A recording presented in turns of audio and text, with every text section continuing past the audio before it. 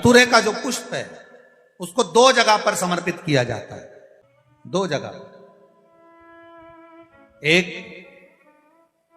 धतूरे का पुष्प जहां भगवान शंकर का जल चढ़ाने जाते हो, पूजन करने जाते हो, स्मरण करने के लिए जाते हो, वहां अशोक सुंदरी वाली जगह पर धतूरे को, फूल को समर्पित किया जाता है।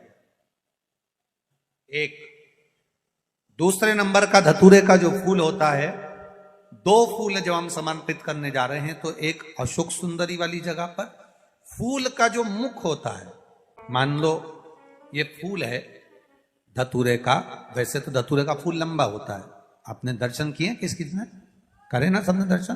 धतूरे का फूल लंबा होता है।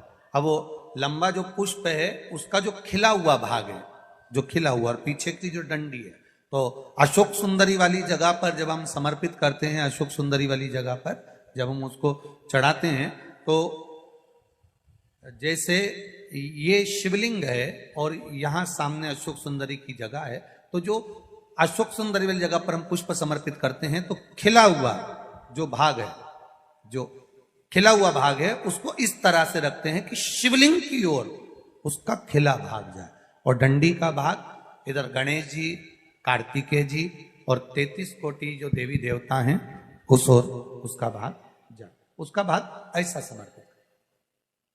एक दूसरा, शिवलिंग पर जब हम धतूरे का पुष्प समर्पित करते हैं, शिवलिंग पर जब हम धतूरे का पुष्प समर्पित करते हैं तो उस फूल का खिला हुआ जो भाग होता है उसका मुख हमारी ओर होना चाहिए, अर्थात डंडी का मुख जब शिवलिंग पर चढ़ाएंगे तो डंडी का मुख उधर हो और खिला हुआ भाग हमारी ओर। बहुत अंतर है महाराज। जैसे बेलपत्री चढ़ाते हैं तो बेलपत्री चढ़ाते समय डंडी का मुख अपने ओर कर लेते, पत्तियों का मुख उधर कर देते, तो खिला हुआ जो भाग है वो हम अपनी ओर रख लेते हैं। अब कनेर का पुष्प इससे विपरीत में चलता है। कनेर का जो पुष्प होता है उसकी डंडी का मुख हम अपनी ओर रख लेते हैं और खिला हुआ भाग महादेव की ओर कर देते हैं, वो थोड़ा विपरीत हो जाता है। तो शिव तत्व कह रहा है, भगवान शंकर का संवाद कर रहा है, शिव महापुराण की कथा कर रही है। 2 स्थान धतूरे के पुष्प को समर्पित करने के लिए दिए। कौन कौन सा स्थान है? जम के बोलो। पहला, जम के बोलो। अशोक सुंदरी के स्थान पर खिला हुआ भाग कहां होना चाहिए? महादेव की और डंडी का भाग जहां 33 कोटि देवता हों, गणेश जी, कार्तिकेय हों, उस ओर। और दूसरा, देवादिदेव महादेव के शीश पर।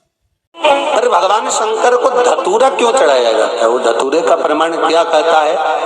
तो शिव महापुराण की कथा में रुद्र संहिता के अंतर्गत महाराज अगर आप पढ़ेंगे तो उसमें व्याख्यान वर्णन मिलेगा कि मनुष्य के जीवन में प्रतिदिन असत्य बोलने में आता है, उसके मुख से कई बार असत्य का संबोधन निकल जाता है, झूठ निकल जाता है, असत्य निकल जाता है। तो हमारे यहाँ शास्त्र कहता है सबसे पहला धतूरा भगवान शंकर को अगर किसी ने समर्पित करा था तो ब्रह्मदेव ने करा था। जिस समय भगवान ब्रह्मा का सिर कट चुका था, शिव जी उनको कहते हैं, ब्रह्मदेव ये धतूरा आपने मुझे चढ़ाया है।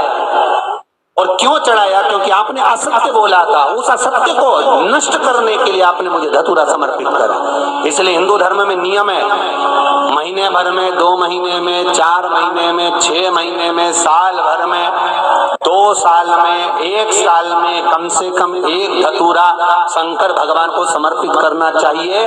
जिस दिन धतूरा समर्पित करो उसके पहले जितना समय निकला उसमें आपने अगर झूठ बोल भी दिया हो तो भगवान शंकर उसको नष्ट कर दे, इसलिए उस धतूरे का समर्पण होता है। आपको लग रहा हो कि मैंने 2-3 व्यापार करके देख लिए और घाटा ही घाटा हो रहा है, इसमें मुझे तरक्की नहीं मिल रही है, इसमें मुझे उन्नति नहीं मिल रही है, या कर्जा बढ़ रहा है, घट नहीं रहा, और बहुत कर्जा बढ़ रहा है, तब एक प्रयोग जरूर करिएगा। बन सके प्रदोष के दिन एक धतूरा भगवान शंकर के शिवलिंग के ऊपर रख दीजिए। जब तुम्हें लगे कि मैंने 2-3 व्यापार बदल कर देख लिए, चल नहीं रहे या कर्जा बढ़ रहा है, घट नहीं रहा, तब एक धतूरा भगवान शंकर के ऊपर रख दीजिए। धतूरा रखने का एक नियम होता है। धतूरे की जो डंडी होती है, देखिए छोटी सी डंडी होती है धतूरे में, वो डंडी धतूरे की आप जहां बैठे हो उससे विपरीत होना चाहिए। धतूरे की डंडी आप इधर बैठे हो तो धतूरे की डंडी उधर।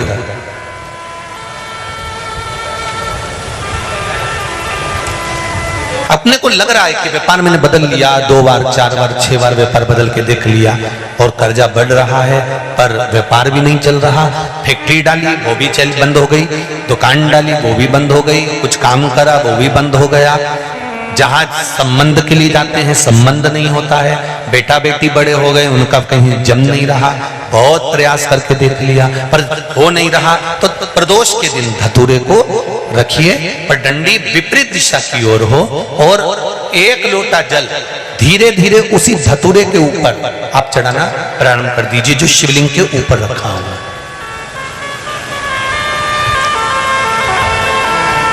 महाराज हाटकेश्वर महादेव का नाम लेकर, कौन से महादेव? जम के बोलो जरा। हाटकेश्वर महादेव का नाम लेकर जो जल समर्पित करा जाता है और उस जल को समर्पित करने के बाद उसी धतूरे को वापस घर में ले आया जाता है, वापस लिया। उसके बाद तुम जिस कार्य में हाथ डालोगे और जो कार्य करना चाहोगे उसमें सफलता मिलना चालू हो जाएगी और कर्जा भी धीरे धीरे चूकना प्रारंभ हो जाएगा। संबंध नहीं हो रहे होंगे तो संबंध होना प्रारंभ। कौन सा महादेव? जम के बोलिए जरा। हाटकेश्वर महादेव का स्मरण। हाटकेश्वर वो शिव तत्व का सुख अपने आप प्राप्त होने लगे, अपने आप। महाराज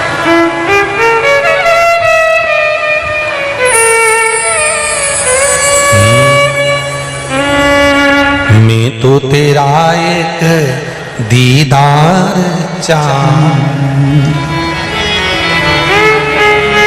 दीवाना तेरा तेरा प्यार।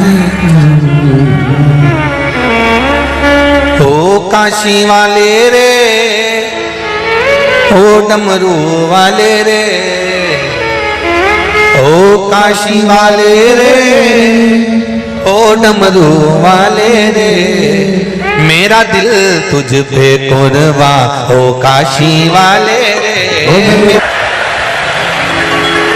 उस मंत्र का जाप सभी लोग अपने अपने स्थान पर बैठकर करेंगे और निवेदन करेंगे देवाधिदेव महादेव से कि जीवन का सब सुख आपके चरणों से हमें प्राप्त हो। श्री शिवाय नमस्तु, श्री शिवाय नमस्तु, श्री शिवाय नमस्तु, श्री शिवाय नमस्तु, श्री शिवाय नमस्तु। भोला सब दुख काटो, ओ भोला सब दुख काटो। शिव शंकर जपो तेरी माला, भोले बाबा जपो तेरी माला, भोला सब दुख काटो मारा।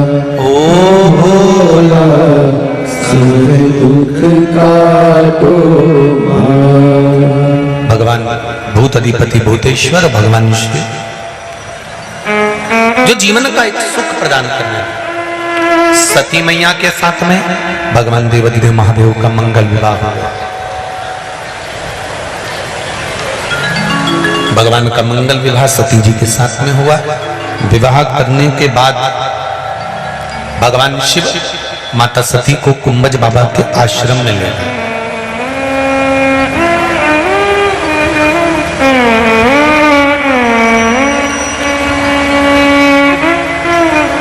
कुंभज ऋषि के आश्रम। और आपको एक बात पहले भी कथा में कही, आप लोगों को स्मरण में होगी।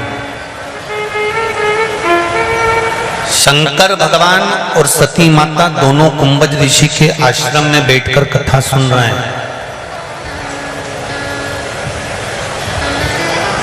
कुंभज ऋषि ने शिव जी को देखा, शंकर भगवान ने कुंभज बाबा को देखा। शंकर भगवान ने कुंभज ऋषि से कहा कि मेरे मन में जो भाव है वो पूर्ण हो। अगस्त ऋषि कुंभज ऋषि ने कहा, भोलेनाथ जी